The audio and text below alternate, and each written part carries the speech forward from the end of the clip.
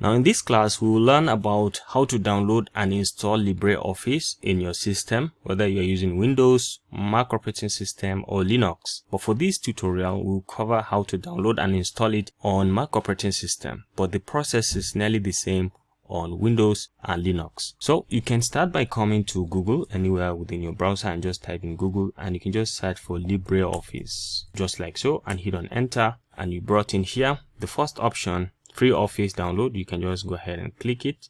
Alright, so once you're here, you can just go ahead and download from here. This is the latest version, Libre 24.2, or you can come all the way up here to download. So you can click on this small arrow and you can see download LibreOffice. This is going to give you the latest version. So you can come over here, specify the operating system that you're going to use. Like I said, it is available for Windows, Mac operating system, and Linux, both 32 and 64-bit operating system. And even in Mac, you have the Apple Silicon and the Intel chip. So for my own case, it has automatically detect, and it will detect yours also automatic, that mine is Mac operating system Intel. Alright, so once you're here, you can just come down, select the operating system and click on download.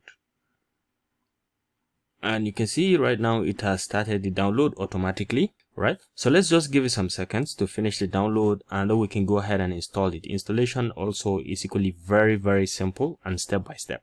Alright, so right now it has finished the download, so we can just come all the way here and double click to kickstart the installation. So once you're here, you can just drag and drop from the software into the applications.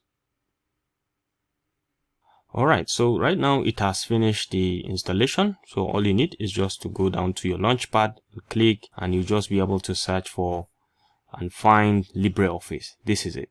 So this concludes this class about how to download and install LibreOffice on your Mac operating system. Hope you enjoyed this video. Thanks for watching and see you in the next one.